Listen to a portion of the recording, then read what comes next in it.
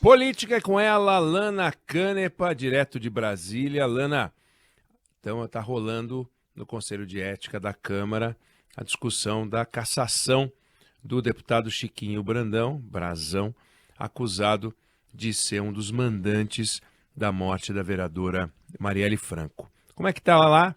Em que pé está? E o que você pode contar sobre isso, Lana? Boa tarde. Oi, pessoal, boa tarde para todos vocês.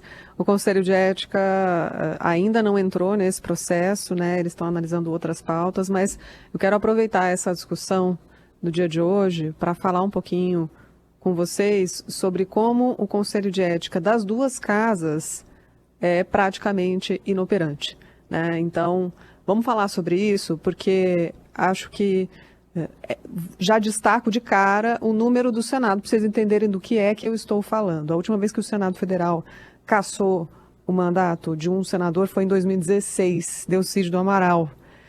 E não que cassar o mandato seja sinônimo de eficiência. Analisar processos, aí sim a gente pode falar sobre o fato deles estarem arquivando mais da metade dos processos na Câmara no ano passado, por exemplo.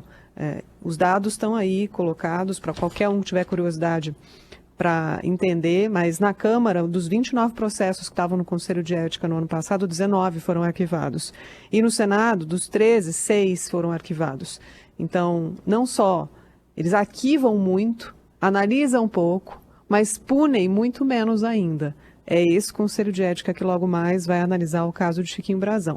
O que a gente tem aqui, até agora colocado, é uma decisão da Câmara dos Deputados do dia 10 de abril, então por 277 votos a 129, a Câmara decidiu manter a prisão do deputado Chiquinho Brazão, como o ENEG disse, suspeito de mandar matar a vereadora Marielle Franco e o motorista Anderson Gomes.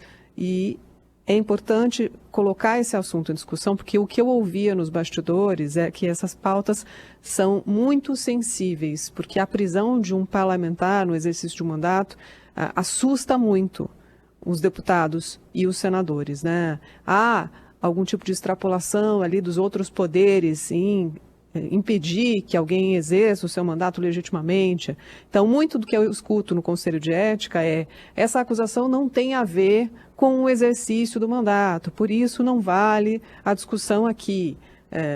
Agora há pouco, na Câmara dos Deputados, por exemplo, o Conselho de Ética decidiu arquivar um processo contra um deputado acusado de agredir a ex-companheira, o deputado delegado da Cunha, do PP de São Paulo, réu por violência doméstica na Justiça de São Paulo. Eles alegaram isso, que a acusação não tem nada a ver com o exercício do mandato, e aprovaram a sanção mais branda que existe, que é só um pito, né? Traduzindo aqui para vocês, mas é isso que tem acontecido no Conselho de Ética das duas casas, muitos processos arquivados. Só para citar alguns exemplos, no caso da Câmara ainda, 13 processos arquivados na virada deste ano, do ano passado para esse, 2 casos ficaram muito famosos, arquivados, tá? Não vão ser analisados mais. Acabou, encerrado. Eduardo Bolsonaro, quando debochou da tortura contra a jornalista Miriam Leitão, processo arquivado. Bia Kicis, quando divulgou dados pessoais de 3 médicos que defendiam a vacinação, aliás, desculpa, de crianças contra a Covid, e isso foi muito polêmico também, processo arquivado. Então, fica ali uma sensação de que a proteção do mandato parlamentar por exercício da vontade dos senhores deputados e senadores é muito mais forte do que qualquer tipo de acusação que corra ali no Conselho Lana, de Ética das duas casas. Eu fico imaginando que, obviamente, o Conselho de Ética opera de forma política, a cassação é uma decisão política, ela não é técnica, não é uma decisão do Poder Judiciário, é uma decisão política, e a ideia é, toda vez que se quebra o decoro parlamentar, ele deve ser cassado. E aí, claro, cada um interpreta como bem entende o que quer dizer quebra o decoro parlamentar.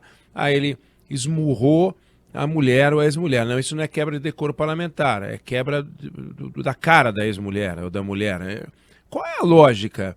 Tem por trás um fundamento jurídico ou é só assim mesmo? Ou seja, está lá no estatuto de funcionamento do Congresso, quais são os princípios que devem nortear o funcionamento do Conselho de Ética, mas isso opera com um grau de subjetividade incrível, porque uma das cassações que aconteceu foi de um deputado, acho que já falecido, Ildebrando Pascoal, que foi acusado, ele era conhecido como deputado da motosserra, de matar gente com motosserra.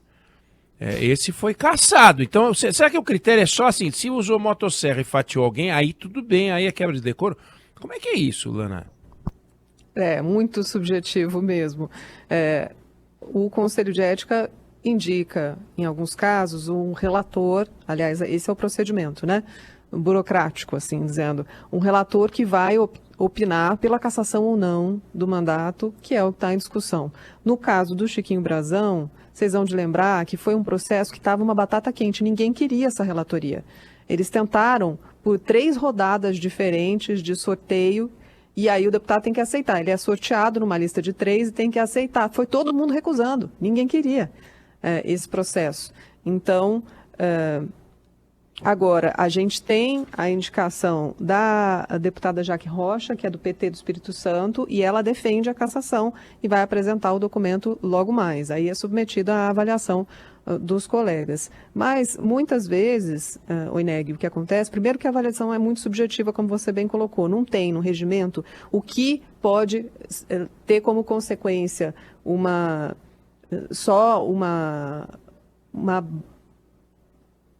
é que eu posso dizer, uma punição muito leve, que é a maioria censura, do que acontece, né? uma censura verbal, ou algum tipo de outra punição muito mais leve do que a cassação do mandato. Isso não tem os quadradinhos, as caixinhas onde você vai colocar esse tipo de atitude gera tal consequência. A gente já vê parlamentares subirem à tribuna e divulgarem fake news, né? Com transmissão oficial ali, TV Câmara, enfim. Tem punição? Nem o presidente da Câmara interrompe. Ele está protegido pelo exercício do mandato parlamentar. Mas e aí? Pode mentir livremente? Essa discussão está acontecendo neste momento na Câmara dos Deputados, né? Quais são os limites para o exercício parlamentar? Porque a gente sabe que tem a prerrogativa de foro por função, né, para que eles enfrentem do lado de fora a justiça, mas não sejam perseguidos, né, para que as acusações não sejam usadas por oponentes contra os parlamentares. Para isso que existe o foro privilegiado. Mas do lado de dentro da porteira da casa, eles não estão conseguindo controlar o que é desvio e o que merece uma punição mais efetiva por parte do Conselho de Ética. É isso que é claro para nós. A gente entende que a cassação é um ato radical, porque ele foi colocado lá por vontade da sociedade, ele foi eleito, e você não pode permitir uma perseguição política dos colegas, né? Por exemplo, não, vamos cassar. Mas eu estava vendo, você pega a Constituição Federal, e o mandato pode ser cassado em algumas situações. E tem lá uma meia dúzia de situações. Então, por exemplo, sofrer uma condenação criminal em sentença transitada em julgado. Será que isso não acaba tirando muita gente da cassação? Porque fulano é acusado de, fulano foi condenado em primeira instância, mas ele está recorrendo, fulano foi condenado em segundo, mas ainda cabe um recurso. Então ele não pode ser cassado porque está escrito na Constituição que é sofrer condenação criminal em sentença transitada em julgado. Será que já não é escrito de um jeito que é para não cassar mesmo? A gente parte da prerrogativa de que a interpretação, primeiro que a lei é escrita por eles, então legislar em causa própria costuma ser regra ali, né?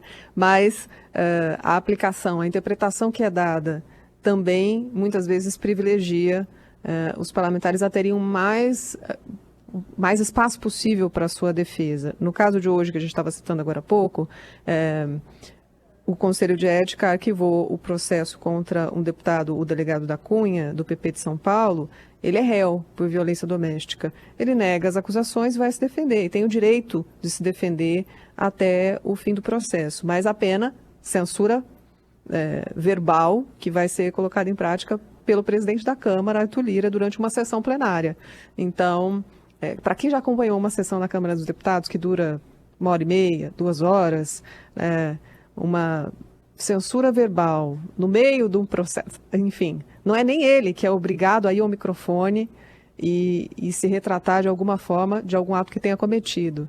Se perde ali, se dissipa uma punição que fica muito branda, muito suave, né, da perspectiva de quem fez a acusação, obviamente, de que ele teria gerado essa quebra de decoro parlamentar.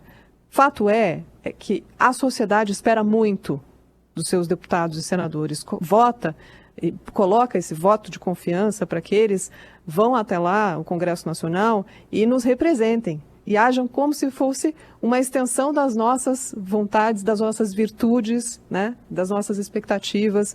Então, esse tipo de atitude precisa ser cada vez mais olhada, para que o Conselho de Ética não seja inoperante nas duas casas, para que ele realmente busque punir quem merece ser punido. Acho que é o recado de hoje. Pois é isso aí. Lana Canepa, política é contigo e vamos acompanhar o que vai acontecer com o deputado Chiquinho Brazão. Valeu, Lana, obrigado. Um abraço. Valeu.